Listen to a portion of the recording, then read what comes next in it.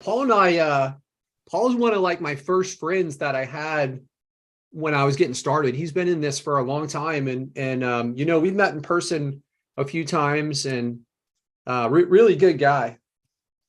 Yeah, he told me a story. I'm not going to tell you what the story is, but he told me a story that he was out to dinner with you, and it was either dinner or lunch, and you did something that totally blew him away. So at that lunch, and he was like, "Yeah, Patrick's a square guy. As square as they come." So it was nice to hear him talk about you about that. So yeah, I remember having lunch with him, and I remember there was some like weird stuff that was going on, but yeah, I didn't even know he thought about that, or that's crazy. He thought about it, man. You definitely impressed him. Well, that's cool, man. That's cool. It's always good to leave a good impression on people, you know, and we all do what we can to try to when we're faced with those situations, hopefully we're doing what we can to make the best difference in the world, that, you know, and lead by example. So I certainly have a ton of those. I've seen Paul do so many good things to help out other people too. So yeah, that's a great guy for sure. Yeah. He's super cool. I know that, I don't know if she's on the call, Rachel D. I tagged you in a post if you're going to watch this later. And I tagged Paul in that post. That's the guy we're talking about. He lives up in your neck of the woods. Whenever you tune in on this one, Rachel, you should definitely connect with this guy. He's a fan favorite, you know? Mm-hmm. Absolutely. 100%. Cool. Can someone confirm if we're live on Facebook? We are live. Look at this guy. You talk about him. And here he comes. Paul Myers. We were just singing your praises, brother. I don't think he could hear you yet. Paul Myers, you with us? There he is, dude. We were just talking about you, man. That's why my ears were ringing. How you guys doing? Hey, Paul. Good, man. Hey, Greg. How you doing, buddy? Good. How you doing? Good to see you. I listened to I read your last part of that text, but I haven't answered you yet. So yeah, no worries. Patrick, how are you? Good, man. Good. It's good to see you. I'm coming off being sick. Okay. We've got some wins to celebrate here. One of my wins is I hit one of my bucket list items in this last week. I watched the ball drop from Times Square. Nice. You know? Yeah. So that was an awesome way to spend New Year's. And there's a lot they don't tell you. That's what I learned too, is you know, what's that? A lot of unmentioned details. Right. One of the ones that I was aware of is that, you know, when you go to Times Square, there's all these people that go in there at like 7 a.m. on New Year's, and they can't go to the bathroom, so they wear diapers all day. Like, I wasn't ever going to do that.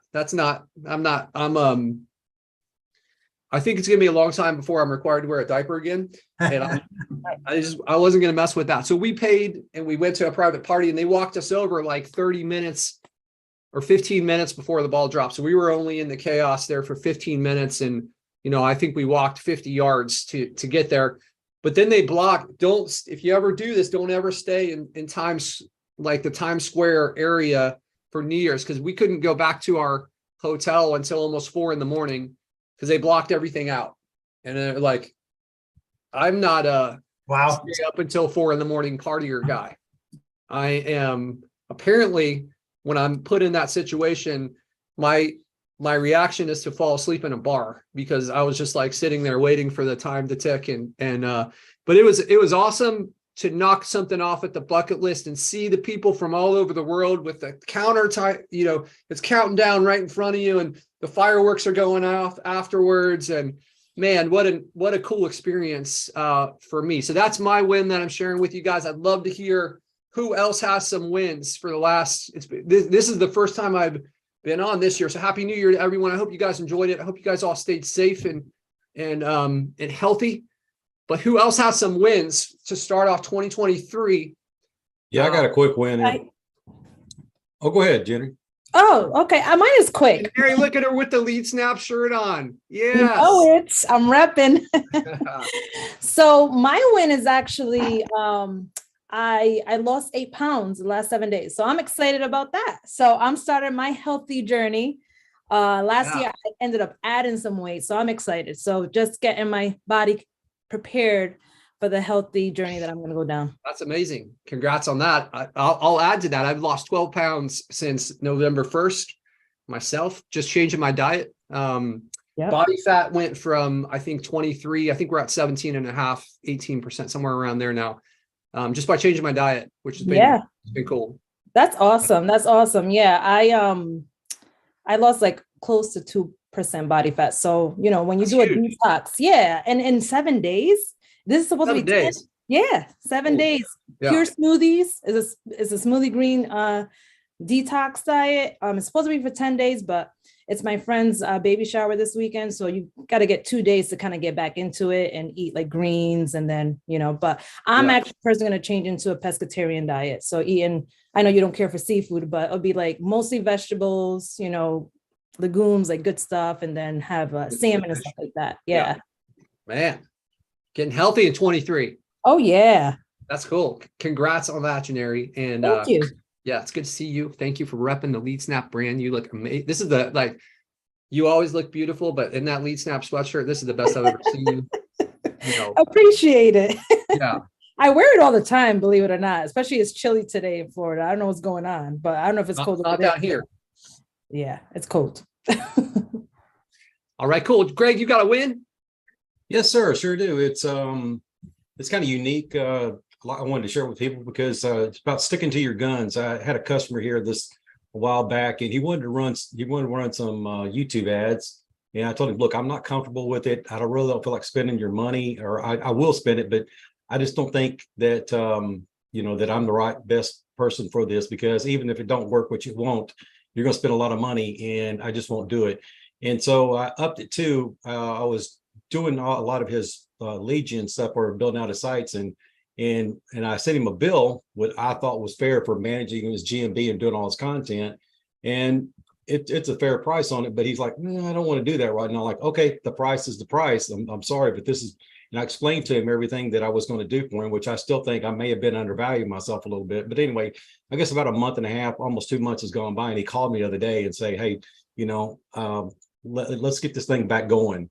And, you know, he admitted to me, you know, what Google had told him for these ads, you know, per day budget. And I don't know if anybody wants to guess what that is, but somebody here, you know, in mold remediation, water damage, it's very expensive. So anybody got a guess of what that might be per day on a budget on that?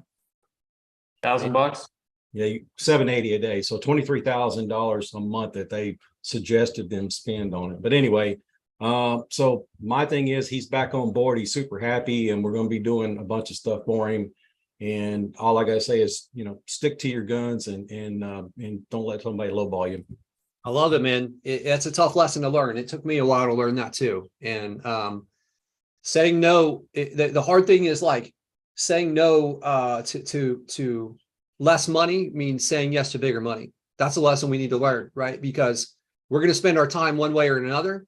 We only have so much of it. You say no to those ones that are below, you're not going to have time for the ones to say yes, right? You're not going to be able to afford to pay people to give you more of that time so that you can say yes to more people. So huge lesson, man.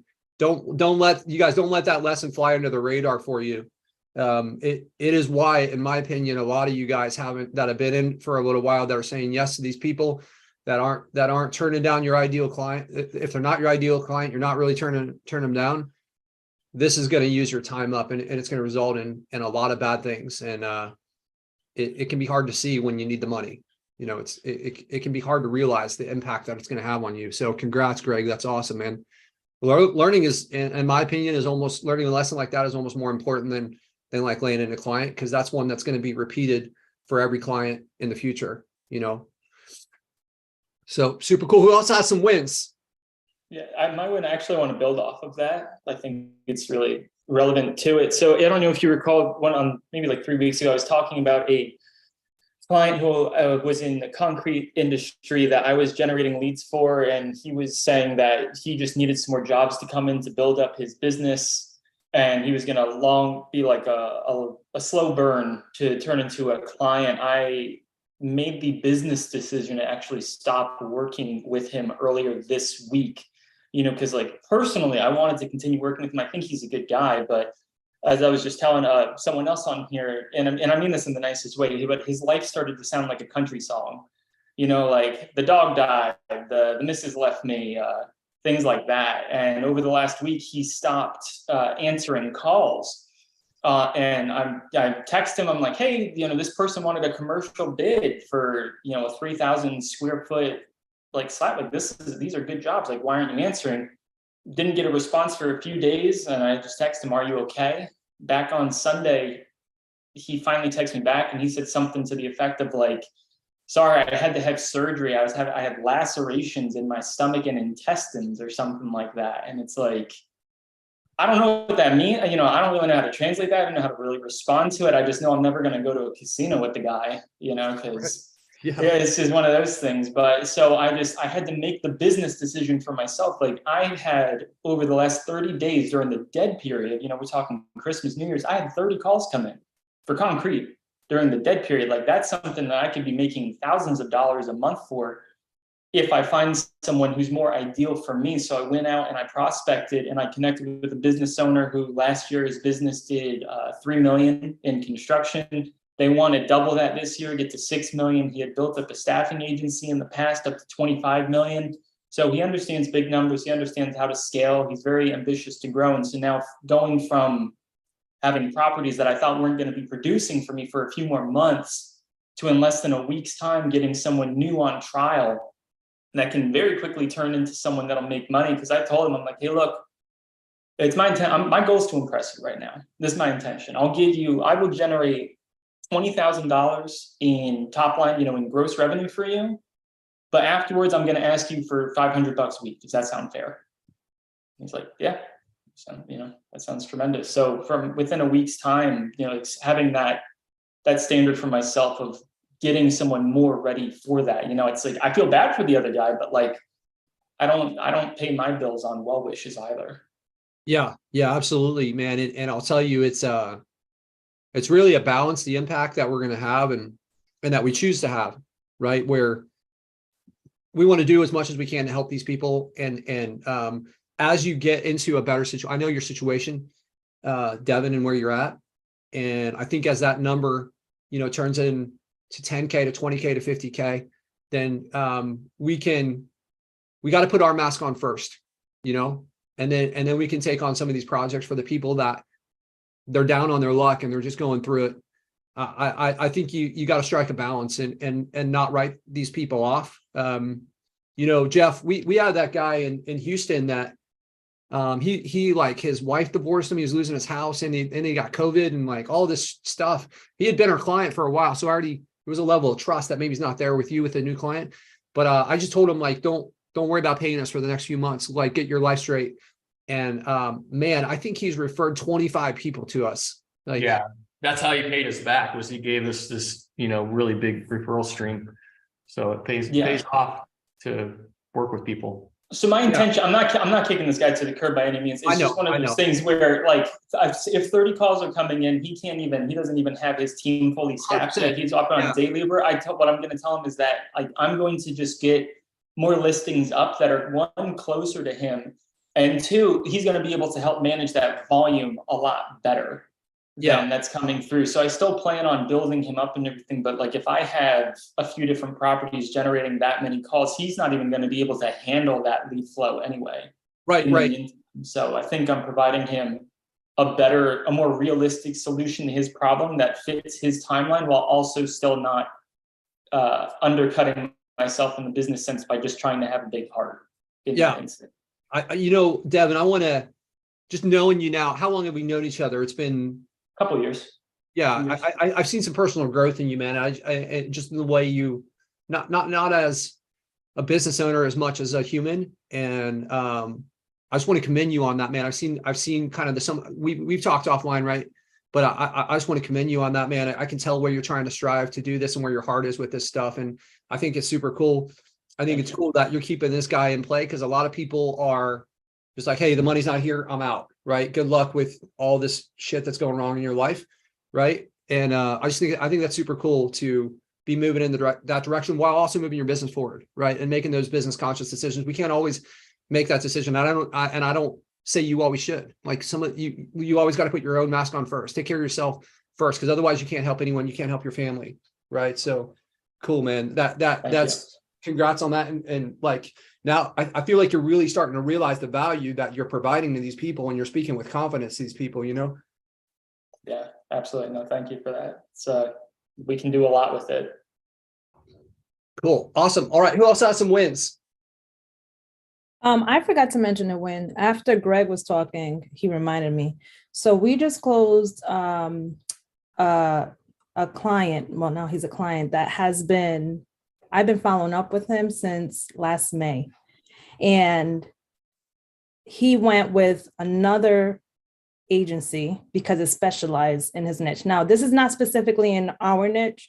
He's a moving client, but he tested them out, charged him like $1,800 a month or something like that, and didn't move the needle. So it's pretty much for like GPP SEO.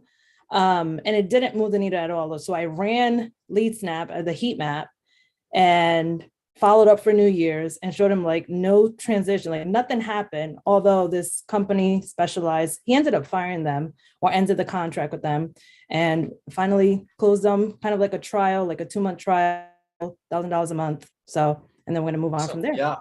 And we have lead gens already for that. So yeah, using the heat map to not only sell your deals, but to discredit the work of people that aren't really doing it, right? yeah, I do it all the time. Like I have a few other prospects in my pipeline that I got to follow up with that went with something else, or is not trying now, and then I'm going to run it. Hey, nothing has happened. Just want to let you know. I'm not sure what's going on. So I'm excited about that. Awesome. Awesome. Congrats on that, Jannery. Canary. All right, cool. So who else? We got quick wins. We got to move quick because I got a important lesson to share with you guys today. But I want to make sure we bust through these. Oh, you go first. I got a quick one, Patrick. I sent you a screenshot of it. I don't think you have to share it, but I was showing it to Greg the other day. You spoke months ago about antennas. And antennas, every 75K population, that could be it could be a website. So we've dropped 55 websites. I mean, fully blown 15-page websites, 80,000 words a website for one contractor. And we have just completely dominated that niche. So no matter where you are in that province, you search for that service, 2, 3, 4 of my websites all come up on page 1. So a combination of, 55 websites, 25 GMBs. So it's a lot in, like I've invested heavily, but this guy pays me very well. And it's just total domination. How has that impacted your revenue with that strategy for this client and for your agency? Well, big time. I don't want to discuss numbers, but yeah, big time, right? Big I don't think nowadays you can go in and pop a 5-7 page website into a market and do diddly squat. I think if you want to dominate it, you need to use the antenna approach, and you got to put 5, 6, 7 fully built out, fully customized websites along with as many GMBs as you can get in order to crush and dominate that space. Because what's happening in the Google world and all the things that are changing, these just, these small websites we were taught years ago, since I've been in it, and since 15, I guess, or 16, things have changed. So it's about content, right? It's about blogging daily. It's a lot of things happening. So when you do all that and it all comes together, you get all the calls. Yeah, that's the difference, I think, between people that get $400 or $500 a month, $1,000 a month for a client, to those that are getting $5,000, $10,000 a month for a client, is you're creating what you're going to get paid, assuming that you're a good salesman, is in direct correlation with the value that you're providing. And by getting more lines in the water, you've got the opportunity to have a huge impact on someone else's business. And when you do that, they can't say no to a big number. It's worth it. It's more expensive for them not to have you than not have you, right? Paul, man, that's amazing, man. I know it's been a while, and we've been kind of putting our heads together on how to solve some of these problems. So that's super cool to see that that's really firing for you. I appreciate your help, man. Thank you. Yeah. It's good to see you, buddy. Cool. Let's do one more win and then let's jump into it. Okay, so Sure. me here. What do you think of the new I time closed slot, my man? second deal last week. Huh? What do you think of the new Amazing. time slot. Amazing. Now I can never miss. Now I will never miss any call again. Yeah, we changed it specifically for you. So that is an expectation that Really? you're on every call. You closed your Wow. second client though. Congrats, man. That's amazing. Thank you. Yes, $1,500 a month lead generation, and I have another business owner on the hook that I think I'll be closing Friday for $2,000. Wow. It might be time for you to get your own place soon, huh? Might be, yeah. Yeah. On your way, man. That's cool, man. That's so cool. On my way. Beerend is kind of when did you graduate high school, Beerend? In July of 2021. 2021. So it's been a year and a half essentially, and now you essentially once we get this $2,000 from this potential client, we'll be at $3,500 a month in recurring income as less than 2 years out of high school, right?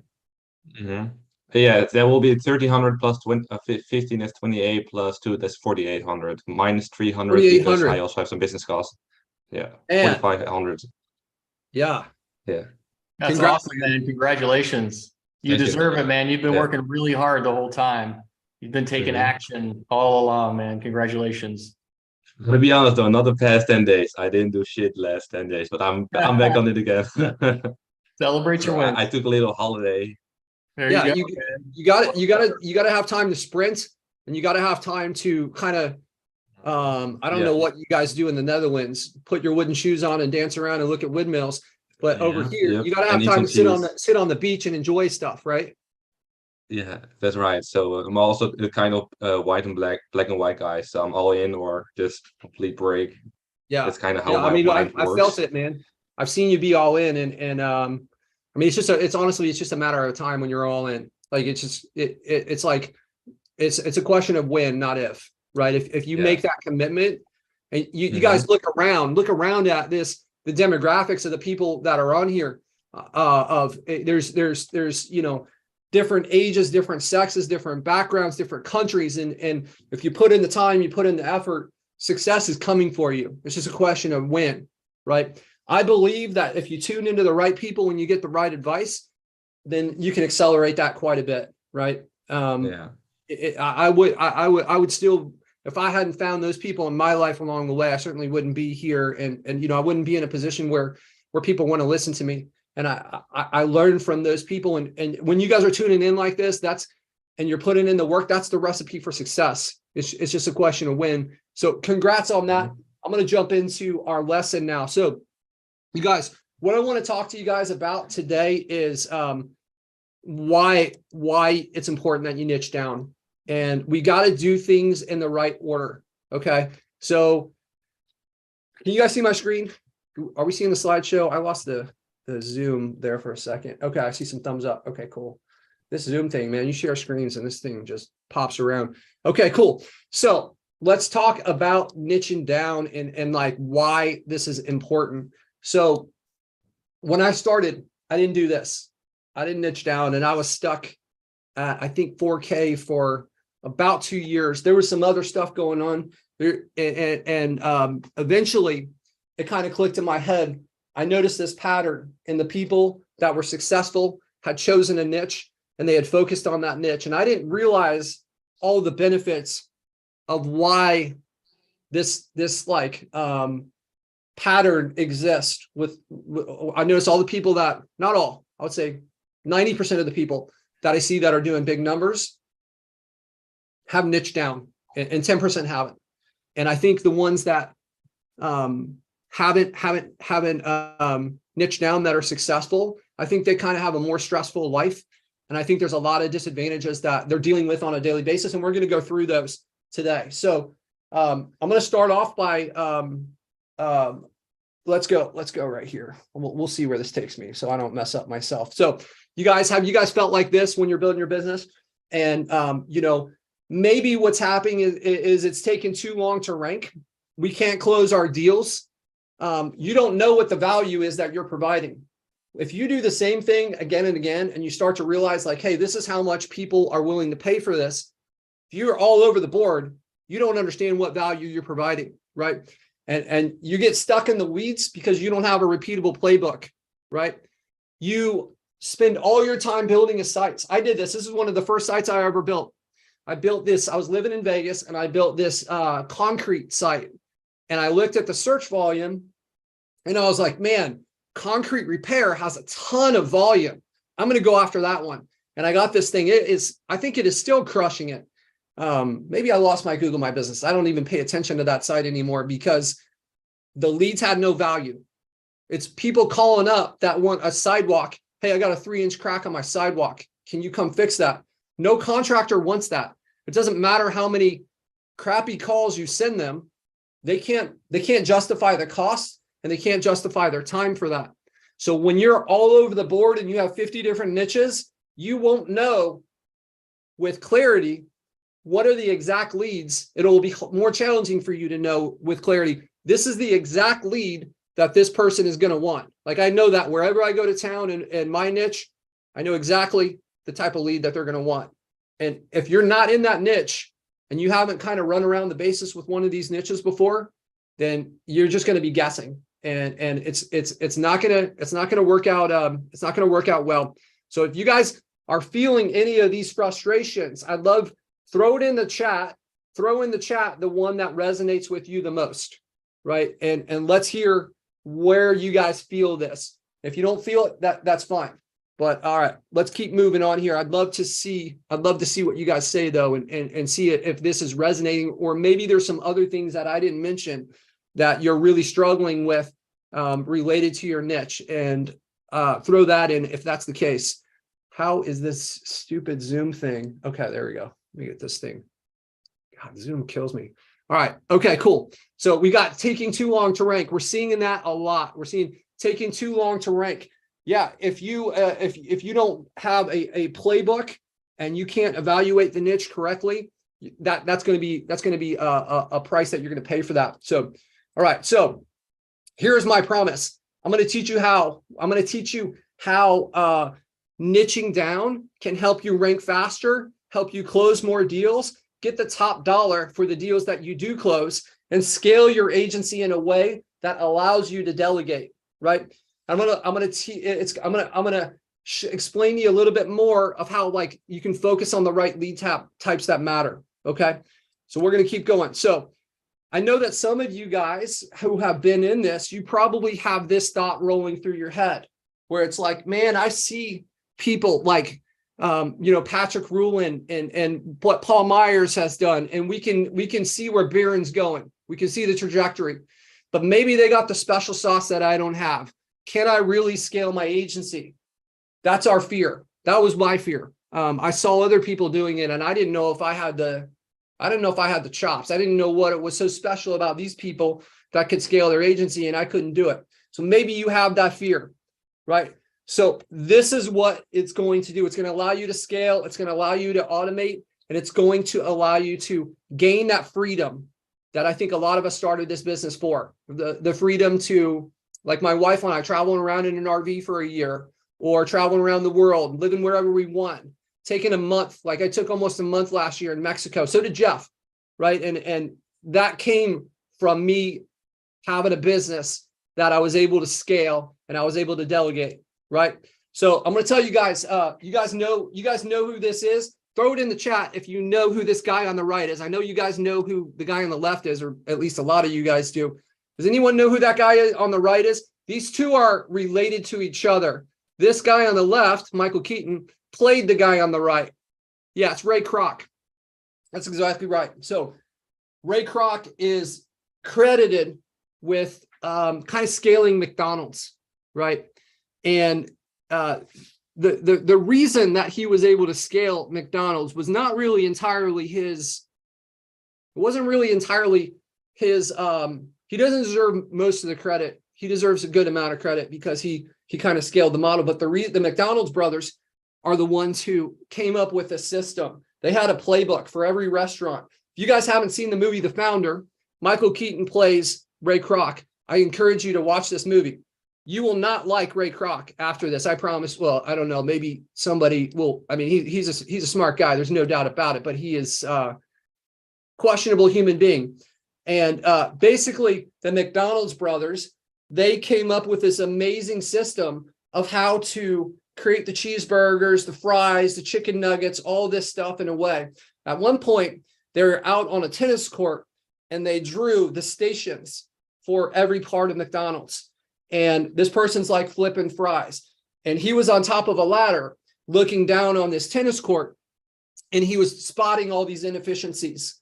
And he finally figured it out and got the perfect formula for how to make this playbook. And that's why McDonald's was so efficient. Once they had that playbook, they were able to scale it all over the country. So Michael Keaton didn't come up with the playbook.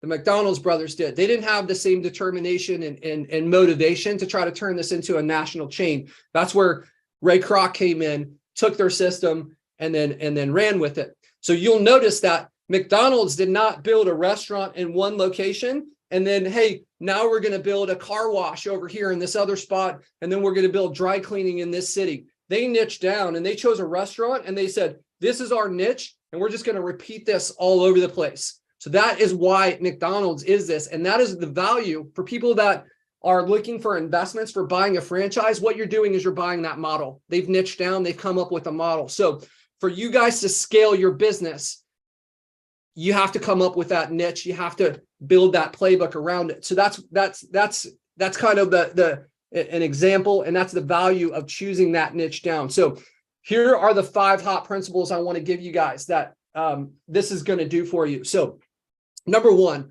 we've already hit on this multiple times. It's going to simplify scaling. Okay. So why does it simplify scaling? Let me take you through some of this. Let's say I've got my, pool building website, and I've built that in Dallas. And then I've got to go and I'm going to go into Houston and I want to build another one. Guess what I can do? I can copy that website and I can paste it in Houston, and then I can just rewrite the contents, and I've got a second site. I've done all my keyword research. That keyword research is going to be almost identical for every city that you go to, right? So that's going to save us a ton of time, and it's going to, our writers that are working for us, they start to become content specialists on this subject. Google loves the high quality content. When you have a team that is a specialist and you start writing this high quality content, you're going to get rewarded for it, which means you're going to rank faster. Okay. So I'm going to keep hitting on this rank faster because it's going to show up multiple times, right? You're going to have another way is we're going to dive more into this, but your sales are going to be easier. When you know the niche and you're building the right type of leads, you're going to close more deals, right? You can come up with a rinse and repeat playbook.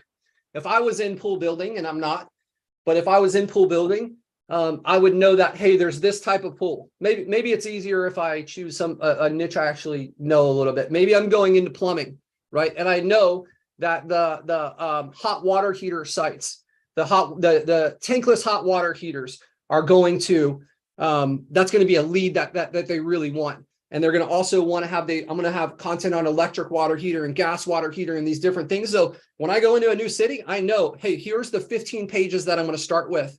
Is that easier to scale if I know exactly what pages I need? What about, let's talk more about the ranking faster. We're going into the simplifying scaling. Let's say that I own 50 sites across the United States and they're all in the same niche. What's the value of a link from a site that is in your niche that's ranking well, that has traffic? Is that a link that you're essentially building out your own PBN network and you've got stuff all over the place, right? So if I've got a website that's ranking well in Dallas and it's all about this like plumbing or whatever, and then I go into Houston, what if I link from my Dallas site to my Houston site? And then I decide I'm going to go into Austin, and then I link from my Houston site to my Austin site. So I'm building out this, that's going to help me rank faster. I've got niche relevant links that I can drive to my to each new website that I build out. So having a playbook and being able to, it's key. You cannot delegate a process if it's not a repeatable process. How are you going to do that? You're going to have to teach everyone on your team to be an expert SEO expert, or you say like, hey, this is our playbook. These are the pages we're going to build. This is the links that we're going to get. We need these citations. We've got all of this stuff lined up for you, right? So really simplifies scaling. The sales part of it is going to be huge. And because of that, I've dedicated a whole separate area there. All right, let's go on to the next one. We're going to crush the client churn, right? When we niche down, we know what we know exactly the type of leads that our clients want. We know the value of the lead. We know exactly how many leads we need to justify our cost. If we're all over the board, we can't do that, right? We know the events that are coming up.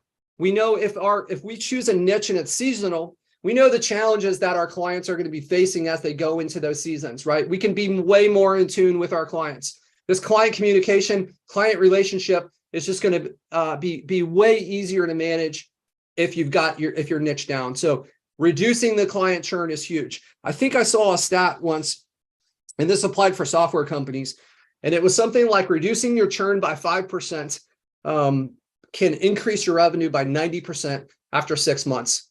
Because if you're bringing people on and you're not losing people, this is how our agency explodes, right? So you have to crush the client churn.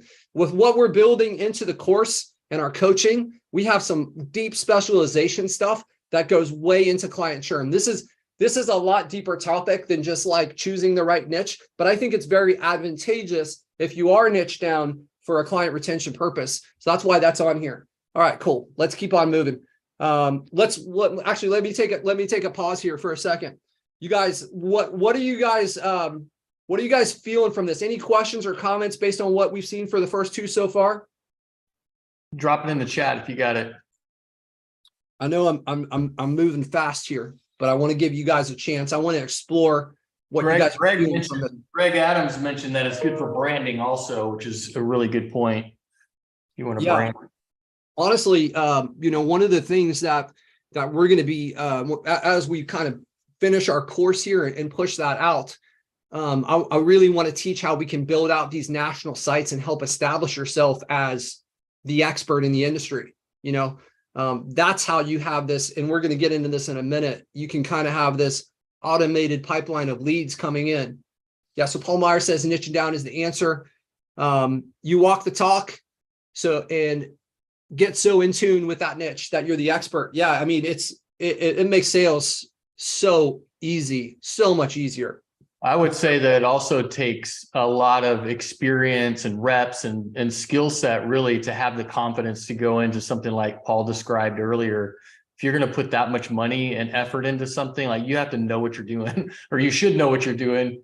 I know I've fallen flat on my due diligence and niche selection multiple times. So it's a skill set that's built over time. But once you get the confidence and the experience to go into a market that way and a niche and market that way, it's like the opportunity is ridiculous because not that many people have that kind of skill or confidence.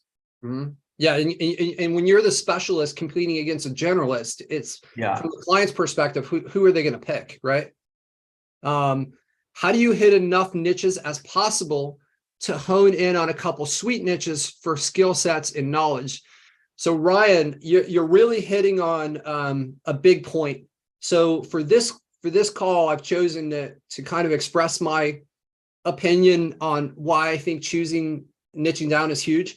But that niche selection that's a massive topic. And we've got a lot of stuff prepped on that we're building out our training for. And I highly recommend that you do exactly what you're kind of implying here, is that you've got to do your research, and then you need to choose a few niches to try. And you guys don't niche down until you've run around the bases a few times, right? So you need to do a full cycle before you decide this is your niche. And I would recommend multiple cycles because there's snakes hiding in the grass and niches that you don't know about, and you don't want to be committed to that until you know. And every niche is different, and your own personality, the type of people you want to deal with, the different particular quirks of a niche or a location or anything like that. Like you'll learn that just by going through the reps, and you won't win every single one that you try, but if you go in a smart way on the front end and kind of like spread your risk around, then you can still come out overall ahead. And you've got all of this experience that you've gained in the process so that you can make better decisions moving forward. So it's just a matter of getting out there in a smart way and you know, calculated risk, I guess is a good way to put it. Yeah, absolutely.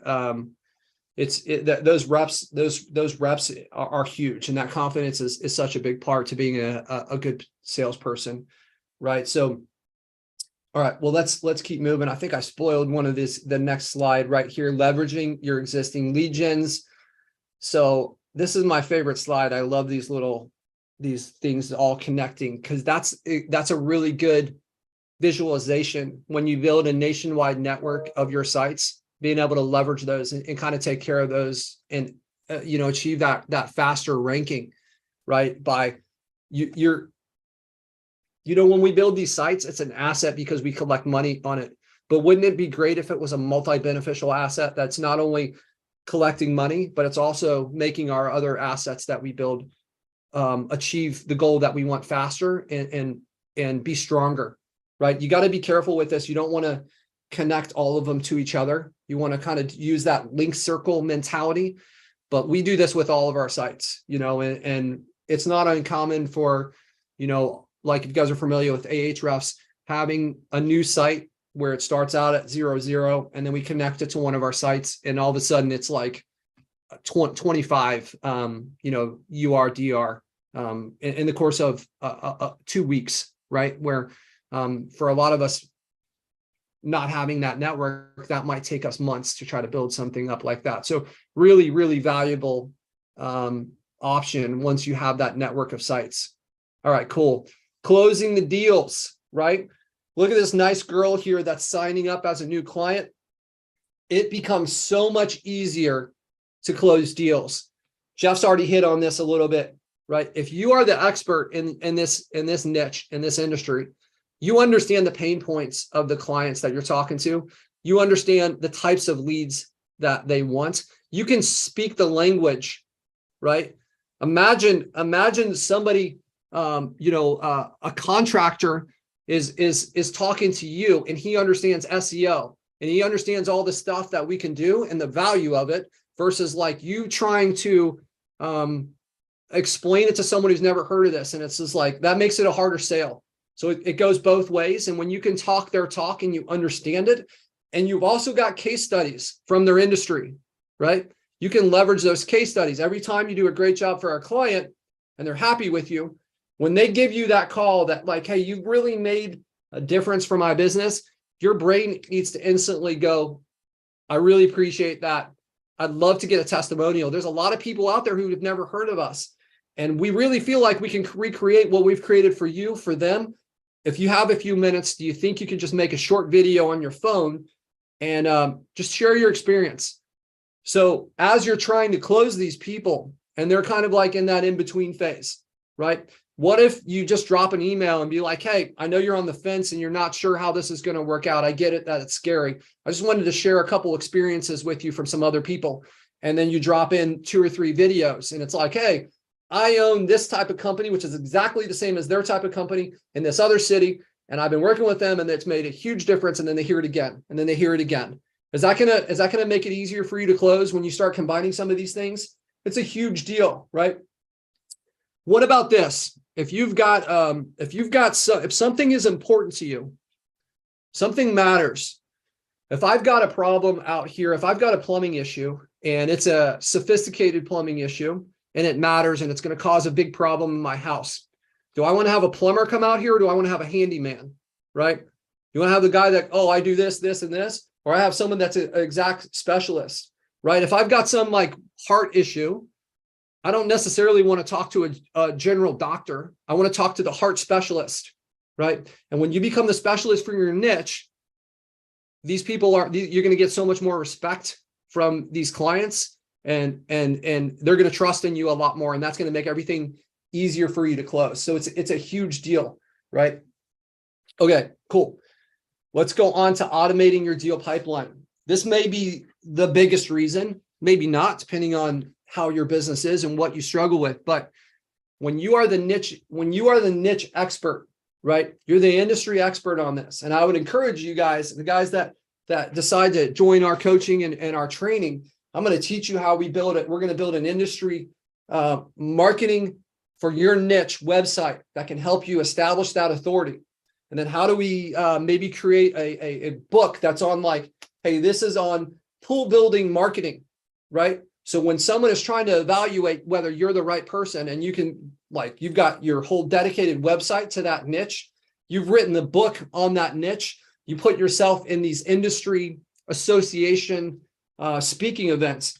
I'll tell you, one of the most profitable hours for me was the first time I got in front of my niche. I got in front of a group of a highly targeted group that was exactly my ideal client. And there was 30 of them in the room.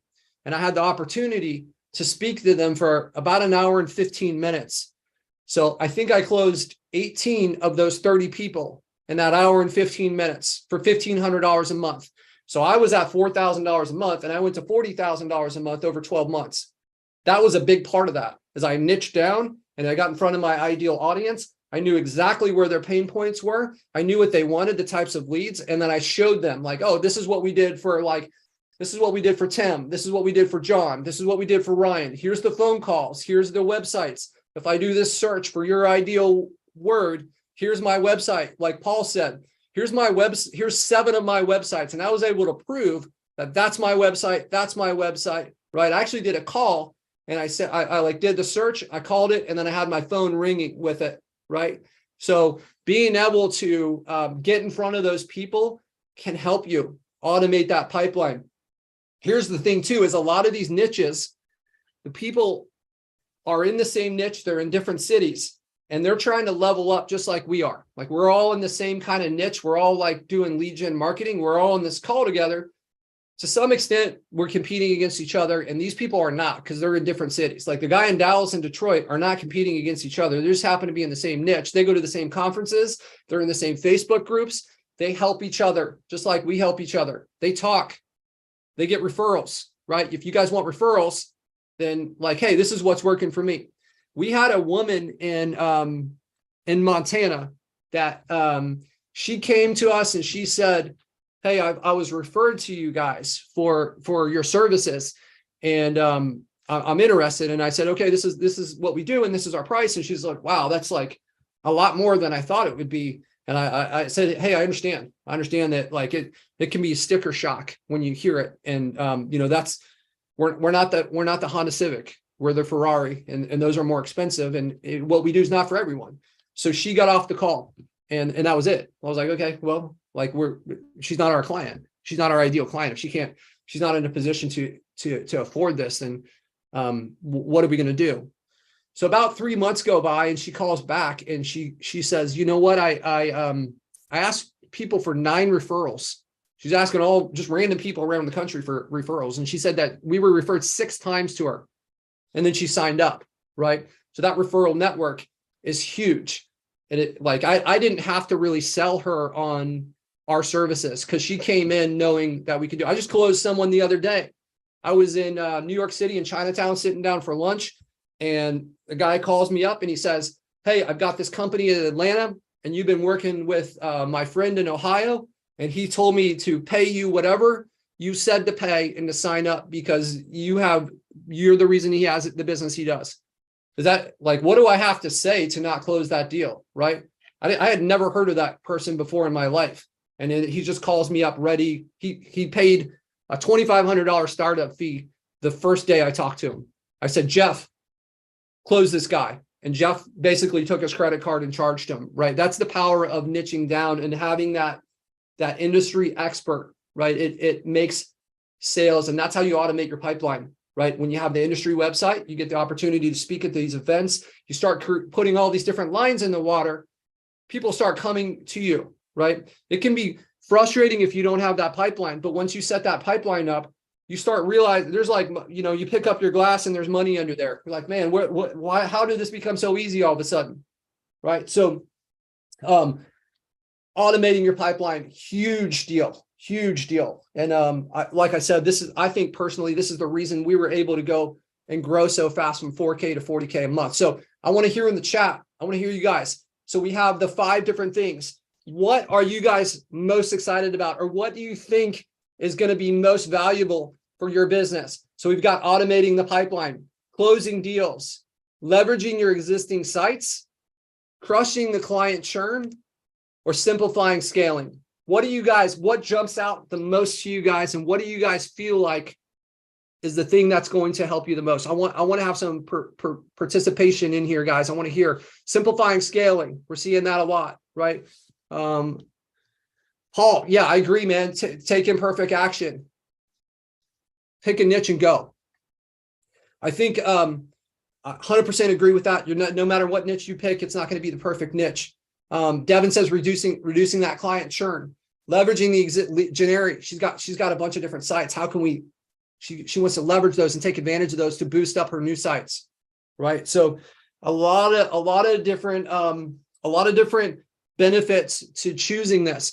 So one of the things that I want to say is there is a science to this niche evaluation, and it can be overwhelming. Like Paul said, you're not going to pick the perfect niche, but I want you guys to take some things into account. And this is just kind of, I wanted to express how many different moving pieces that there are in this like niche selection.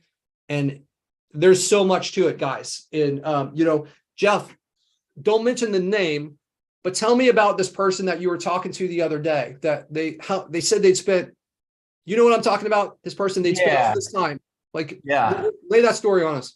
Yeah, just had a conversation with somebody who was kind of stuck in the void of a niche that probably wasn't as well researched or considered before going into it, and had built a massive portfolio of sites and didn't follow through on it after that. Probably lost momentum because weren't getting any wins. I talk about this in my mindset stuff. It's like, if you're not, that's why we celebrate wins at the beginning of the call. It's like those smaller wins, like, okay, I'm actually making progress. Like, let's move forward. When you're out there building a massive portfolio and you're not getting any short-term wins, your motivation is going to suck. You're not going to have the energy to move forward.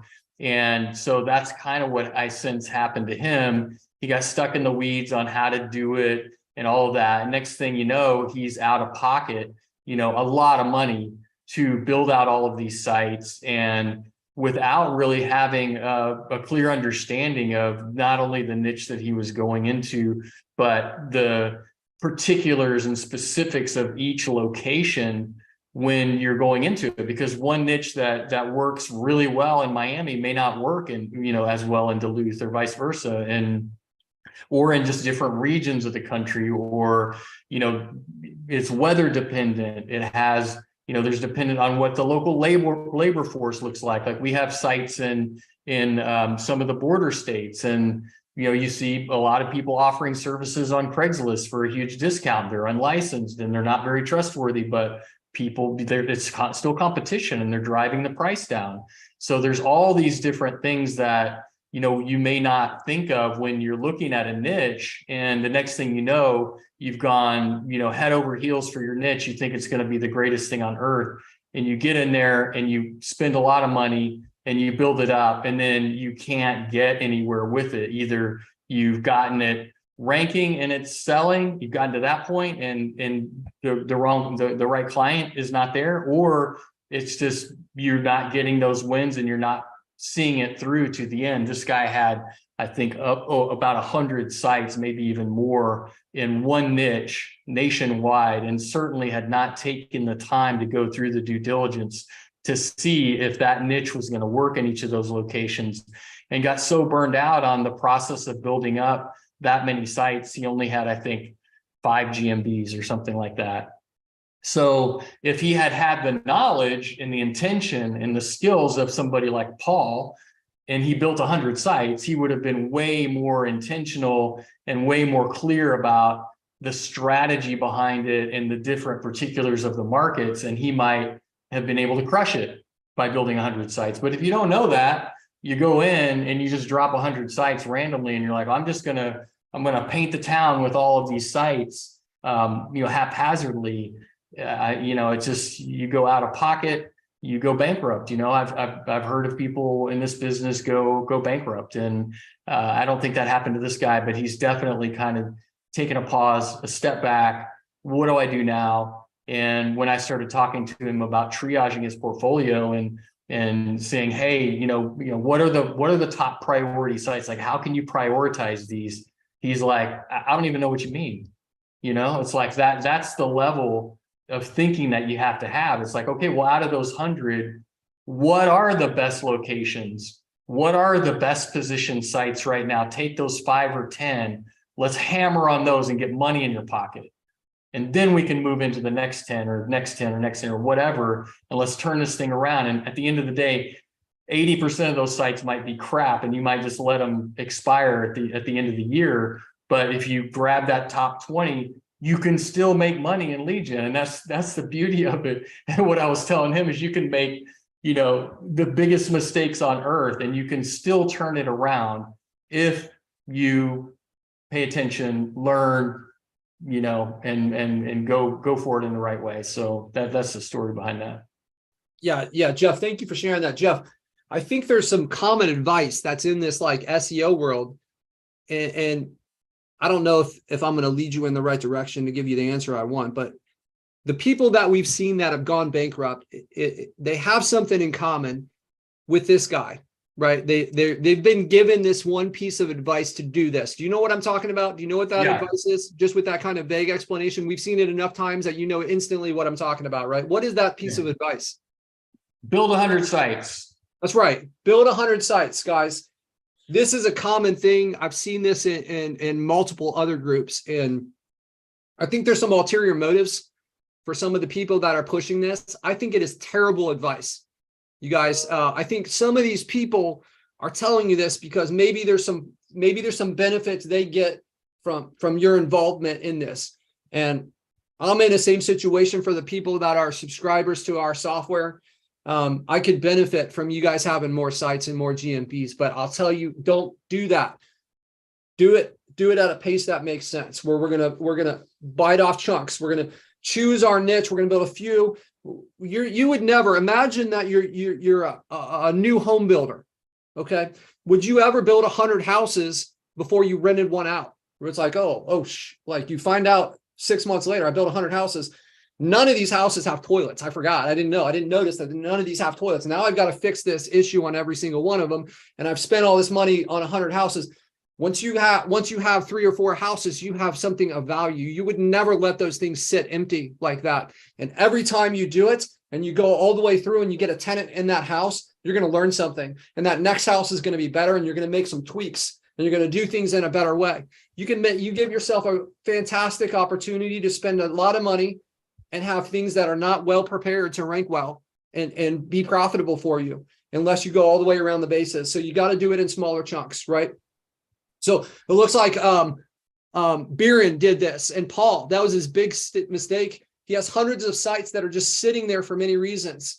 And we've got Jannery doing the same thing. Guys, I did the same thing at the beginning. We learned from these mistakes. For those of you guys that are kind of at the beginning of your journey, this is your opportunity to not make that mistake. And I know that you're excited because there's all these benefits to niche down, but I want to make sure that we do it in a way of caution, right? And I'm going to bring on my buddy Devon here because Devon, I think he did this as well. So I just want to hear his story about you can share. You don't love the niche, Devon, so you can share your niche and tell us what happened and what you felt and what you learned. He can't unmute. Click ask to unmute. There we go. You good now? There it is. Yeah. So the niche was junk removal. So anyone thinking about doing that, don't do that. Don't get into that niche. Also, hopefully it saves you months, if not years of time. Yeah, I'm trying to remember how I got into it. I think it's just because I was trying a bunch of different niches, and I just got along really well with these guys, who were getting into it. And I wasn't thinking at it from a perspective, I wanted to win so bad that because I started to resonate with some of these owners, I ignored all of the other red flags that were out there. I wasn't thinking about low barriers to entry into the industry. I wasn't thinking about average ticket price going into it. I'm just like, man, I have a captive audience right now in some of these Facebook groups where I was prospecting. So I'm like, I'm just going to build out a bunch of these sites. And I probably got up to low 40s and just solely in junk removal sites. I wasn't concerned about getting GMBs. I wasn't thinking about keyword difficulty, not too much about search volume. And yeah, it's just, it was terrible. How many of those sites did you monetize from those 40 sites? So I found my success in junk removal through SEO. So I was like, let me get into lead gen with it. So when I'm talking about these 40 something sites, that's all lead gen. And I monetized. That's a good question, because this was like a year and a half ago.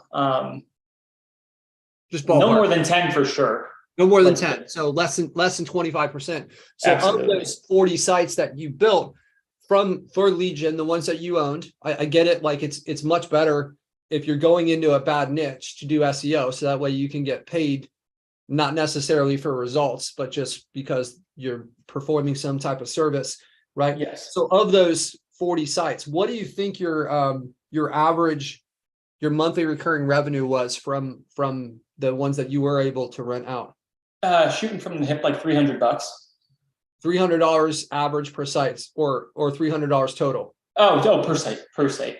So On somewhere there, around and- like $3,000. Yeah, and I didn't close all those congruently too. Like there was some fall off. It's one of those things where, because it's such a low barrier to entry, lack of specialization, lack of licensing, I didn't realize too that like I didn't have any idea like what my avatar was for an ideal client and things like that too. So even when I closed those deals, there was a lot of churn over months. Either just, I didn't know how to hold people to that standard. I didn't take the time to understand like, hey, like what is a good close rate? How should they be performing in their business? I didn't do any of that additional research either on top of it. So yeah, I'd say like if I had them all at one point, it wouldn't have been more than $3,000. Realistically, I would say that it was maybe like at like my peak, just doing lead gen junk removal at any one time, I didn't break above like $1,500. Wow. Yeah, that's so guys, he's got 40 sites, and not at one time was he above $1,500. He had niched down. He had 40 of these sites. He was halfway to the advice of build 100 sites, but he hadn't realized, because he built them so quickly, he didn't realize all the problems that were going to be present for that niche. And that's the point. And Devon's an action taker too. Like Devon's not a slouch. Like he's not just, doing a little bit and buying a domain or whatever. Like he's actually building stuff. So when you don't do the niche selection correctly or the proper due diligence up front and consider all these things, like your massive effort, right? This massive effort that you can conjure within yourself is gonna, could be all for naught. And I know that Devon is not a slacker in any way. So if he was able to make it happen, he would have, and that's his experience. Yeah, and I never, to be fair, like there are people who are successful in that space, but they also in their businesses were at a different point than I am. Like if you already have a system in place, if you already have a team in place, and you can operate where it makes sense, then great. But I was a one-man band for most of this time. So to be the person wearing all of the hats too, on top of it, the amount of burnout that I got over time, I'm thinking like, how am I just doing all of this work and there's no money coming in? I was so lost. This is why you can't hire, because you don't have money coming in, because of like, and you can be successful in any niche, guys, but there are, there's ones that are going to be easier and there's ones that are going to be tougher, right? So the example that I always go to is like, I played sports my whole life. I'm 6'2". If I'm going to play basketball against people that are adults, I'm going to win some and I'm going to lose some. But what if every time I beat an adult, someone that is much more competitive, I got paid $1? And then this weird scenario, every time I beat a third grader, I get paid $10. And I can go in, like, it's going to be hard for a third grader to be better than me at basketball when he's in third grade and I'm 6'2", right? If we're like, so those are the scenarios. So a lot of you guys have seen the movie Moneyball, right? I love this movie, Moneyball. And basically, if you haven't seen it, it's a true story, and it's about the Oakland A's. Okay, the Oakland A's is a baseball team, and the problem they had is they're not a big market team. The best players are going to go to like the teams like the Yankees and the Red Sox that have these big markets with these huge budgets. So with baseball, you're going to afford the players that you can. And what they do in Moneyball is they look for the inequalities between the players. So the Oakland Athletics, with the smallest budget in the league, I think the year that they implemented these strategies, they made it all the way to the World Series. They were beating these teams that had, budgets 2 or 3 times bigger than them. But what they were able to do is they were able to identify the things that the inequalities between the amount that people were paying a player, and what the actual players were worth. And the way that this relates to lead gen is your goal is to identify these inequalities that exist between the leads that have the most value and where the competition is weak. And that's where we build our sites. And when we do that, this is how we can scale a business, and we can rank faster. And ranking faster means that we can get more money coming in quicker. When you choose I see the question going on about from Ryan, and I just want to go over, like I mentioned, and we saw in this graph, the niche selection is, I'm thinking about putting together a mini course, because I think this is one of the most important choices that you make, in spending a few hours choosing your niche and doing the research can save you from a situation like Devon's, where he has 40 sites and the top money that he's brought in is 1,500. I'll tell you, Devon, there are very few sites in our portfolio that pay less than 1,500. Like we don't have a lot of those. Most of them are more than 50. That means like every site that is paying at least 1,500. There are some exceptions from these kind of legacy clients that we've had, or legacy sites where we didn't really know the niche and we were trying to figure things out. But when you make that decision and you do it right, then it's huge. And so I don't know, Ryan, I think Ryan King, are you still on here, Ryan? I'd love to just ask you a couple questions and kind of use you as an example to demonstrate things, if you're willing to come on camera for a second. You out there, Ryan King?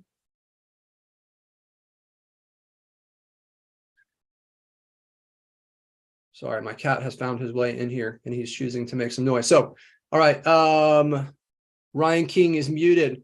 Jeff, what did we do where we don't allow people to unmute here? Hold on. No, we're good now. He got me. Okay, cool. Ryan, let me ask you some questions. I'm gonna have you answer this. I think this is gonna be a really good demonstration for everyone else.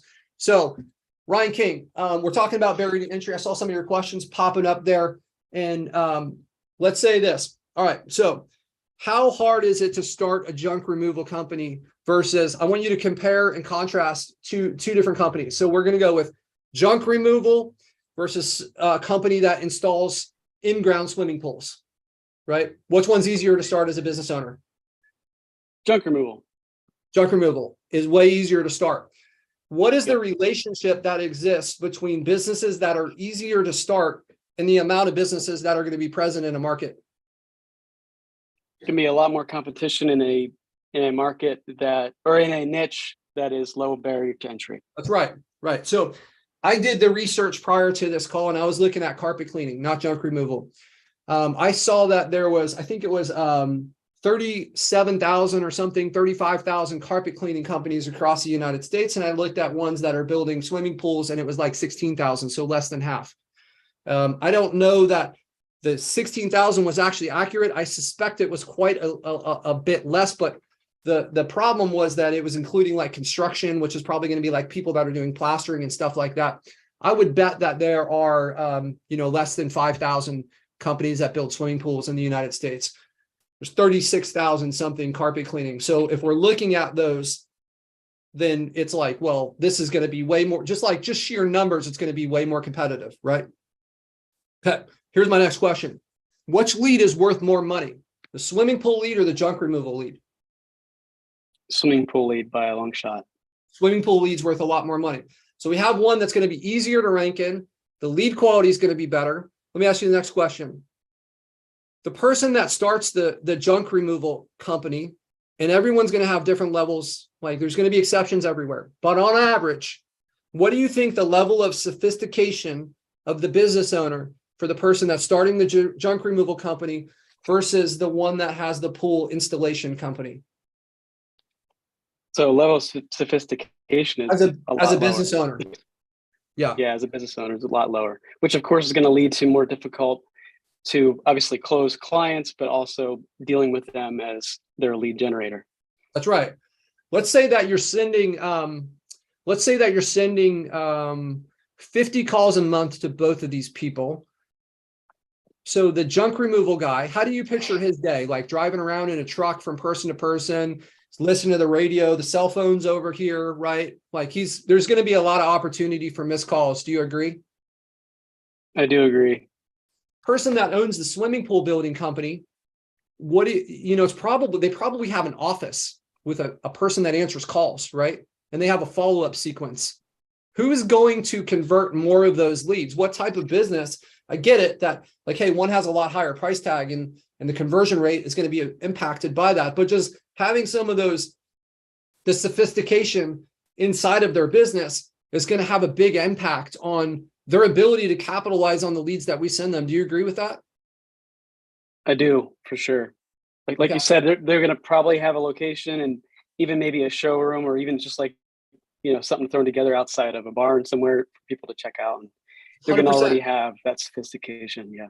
So we have better business owners to work with. We have leads that are more valuable, and we have a market that's easier to rank in, right? The deck is really stacking up for us to choose these ones that have a higher barrier. So that's like, I've talked about this a lot, and I think Devon has, he's heard that constant, me preaching that. So what do you think the relationship is to the value that your lead gen site can provide and the average ticket cost of the lead? So what's that equation look like? And what I'm looking it's a direct correlation. Right. So the more valuable the leads are, the more we're going to get paid. And I know that, look, towing can create a ton of leads, right? It can create a lot of volume, but the lead value is I think going to be less than $10 and probably like between like $3 and $6 in most places. And there's going to be a lot more tow truck companies, right? We can create a ton of, I have a towing company, it produces more leads than any of my other sites, probably any two sites combined, but it is also within my portfolio. It is one of the sites that pays me the least. And it's one of our oldest clients too, right? Okay. So let's ask some more questions. Let's talk about barrier to entry. Ryan, can you think of any other things that are going to be a barrier to entry that it's going to make it harder for someone to start a company? For whatever the niche. Yeah. Oh, well, okay. So, let's just go for the pool builder. First off, they need skill to build a pool. That skill set can't just happen overnight. They need to have the right suppliers to go to. They need to have like a supplier network. And obviously they're going to need a crew of some sort. Maybe just a couple guys, I guess, could do that, but you need to have a couple guys that are skilled potentially. But whereas you're talking about the junk removal, you just need a guy, a truck, and a cell phone, listen to the radio. You know what I mean? So yeah, that's a good contrast right there. Yeah. So what does this mean if we're the ones that are supplying leads and it's not just about the competition from a ranking standpoint. We also should consider the competition for our clients, even if we're providing the leads and there's a million of these people that can provide it. Like if I call you up and I say, hey, I need junk removal, you're like, okay, I can be out there on Friday. I'm like, shit, I really want this stuff out of my yard today. So I'm calling somebody else, right? And there's so many options. So it's not just the competition for us ranking, it's the competition for our clients. Now, certain niches like pool building, I think almost anywhere you go where you're spending a lot of money on your house, there's going to be a license that's associated with this, which means it's going to keep out a ton of the riffraff, right? So a lot of you guys, I think, have been taught to like, hey, there's this like complication with licenses. And I'll tell you, for our niche selection, I actually prefer that it's licensed. So that way, like this random person can't just come and undercut my client, right? It keeps the riffraff out.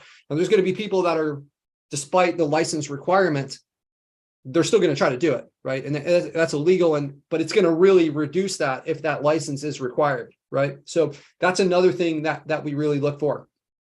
Okay, so we've identified a lot of these different things here. We've talked about the business owner quality. We've talked about the lead value. So the value of your lead gen, this is what we kind of call our golden rule. The value of your lead gen is going to be the value of the leads times the amount of leads that you can produce on a monthly basis. So there's a balance here. As the ticket cost goes up for swimming pool, the demand goes down, right? So there's not going to be nearly as many people that are making that request. So you want to kind of strike a balance. So that's where a lot of this, like we like to choose niches where the average ticket cost is, between $1,000 and $4,000, because that kind of hits a sweet spot where you're going to get some good volume. But you still have to consider there's a lot of demographics that are going to influence this as you go into a city, right?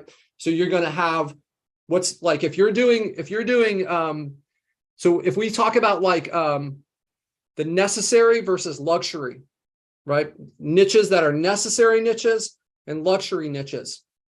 So the luxury niches you're going to have to be in a demographic that can support that. Right. Like I'm probably, and also like, the geolocation, imagining that Detroit was like a warm place. It still is probably not the spot for a pool building company to go in there. Right. Because like maybe people don't have a lot of money there. Right. So there's going to be a lot of those limitations. And, some people believe that we're headed into like a recession. Right. I'm not going to get into the politics of that, but let's pretend that we are headed into a recession. How is that going to impact if you choose a luxury service? So as you go through and like, guys, you can see, I'm just scratching the surface on this. There is so much that goes into this, but maybe if you choose a niche where it's kind of a necessity rather than a luxury, then you build yourself a recession-proof business. And when you niche down, that should be a consideration, right? If I choose, pool building, then like, well, maybe that has to be in a good demographic. It has to be in a warm place. It has to support. There has to be an economy behind it to have that demand, right? The wealthy people, they're going to get their pools either way, but the middle class people, that's where like the bulk of people in the United States are, and those people there has to be a good economy for those people to be able to have swimming pools in their house. So we've got to take that into consideration. But what if I had an HVAC site in Buffalo and my furnace goes out? That's not a luxury. I'm calling to get somebody there. Even if I have to finance it, I need to survive the winter. Like it's not an option. So you have to take this stuff into an account, right? We need to take into account the population, and we need to take into account the competition.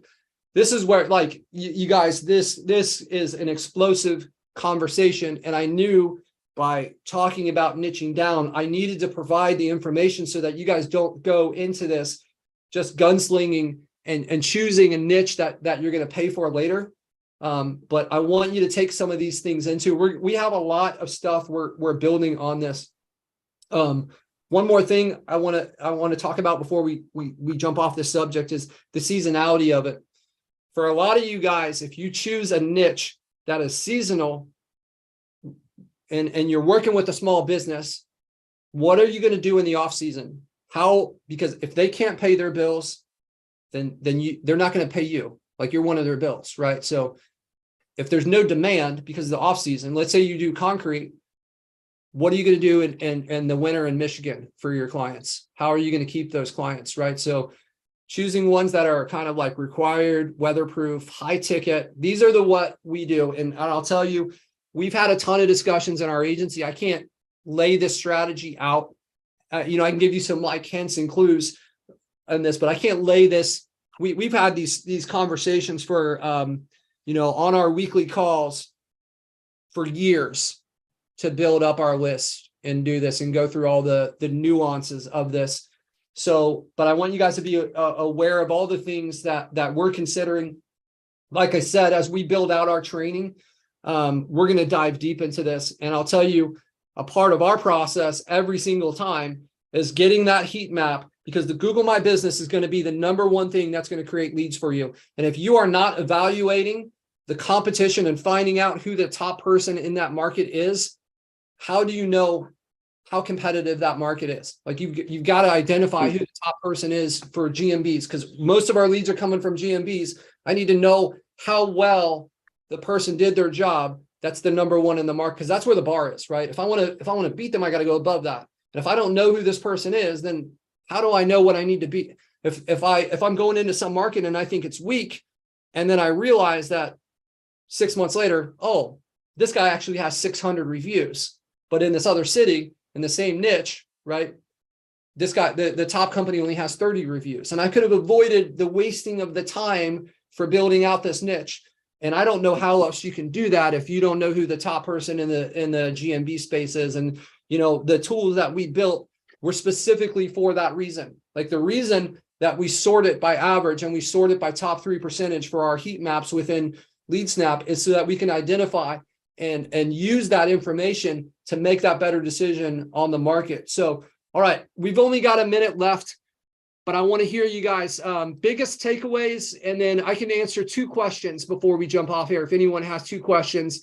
But I would throw it in the chat, your biggest takeaways from today. If you guys like this. All right, I got Delia. What about niches like dental, holistic modalities, or interior design? Are those niches off limit due to licensing and credentials? I love the licensing part of it. I don't like the dental part of it. And like dentists, lawyers, any type of doctor, because we're trying to build out a site that we can, if things don't work out with like this dentist, I want to be able to pull the cord on it and go to this other person, right? And with dentists, you've got to build out all this branding associated with it. So the site is much more about the person than other ones. I think interior design gives you that general aspect of it. I don't know what the costs are associated with interior design. I would be worried about the barrier to entry, right? Of starting an interior design company and the competition that comes with it, and having this potential for your clients to get outbid. How many hours a week do I work? Too many. He doesn't know. That's one of the metrics he doesn't track. Yeah, that's it. I'll tell you, the amount of time that I spend on what you guys, this business is far less than the other stuff. Like, right, I'm building out a coaching program, and I would classify this education piece under work or moving towards. So I've been consuming as much information I can about how to be a better coach, right, and how to structure things in a way to get the most value for our students. So I've been going through that. I have a software company, and within the software company, I have a knowledge set that I think is hard to replace right now. And I think it would be an injustice to replace it. So I spend a lot of time trying to figure out how we can make LeadSnap better for everyone, from a usability perspective, from a functionality perspective, from like managing my software team. So it takes a ton of time to do that. And so that results in a lot of hours. So yeah, the Jannery, we're really trying to get this course out in January. One of the announcements tentatively that I want to put out there is February 17th, 18th, and 19th is the dates that we're targeting for our mastermind events. It will be a limited number of people just because this is our first time, and I need to be able to control the variables of this thing so that we can make sure that everyone fits in the place that we get, and that, have the accommodations and the right food, and we understand our costing and everything. So February 17th, 18th, and 19th, that was going to be in the Miami area when we launched that. So yeah, we've got a lot of stuff planned for that. Any other questions before we hop off here, and any other final takeaways? Niches are important. Learn all you can about niches. Yeah, I know I went fast through kind of the niche evaluation. We'll dive, those of you guys that join, we're going to dive deeper into our whole mentality behind how we make that selection and try to maximize your chances. Okay, guys. Hey, you guys, happy 2023. Let's use these next 7 days between now and Wednesday, the 18th, to create some wins, right? Let's if we don't, you're 1 week further away from reaching your goals. So you got 7 days before our next call. I'd love to see all you guys on our next call. If you guys know someone else that you think could get value from our calls and from our group, I would love to have you invite them.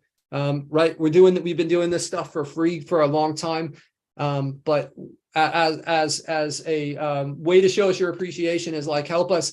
But we don't want any jerks in here. But if there's great people that can add to this community, send them our way. Let's get them involved. And hey, you guys have a great week. Let's create those wins, and I'll talk with you guys soon. Adios, amigos. Peace.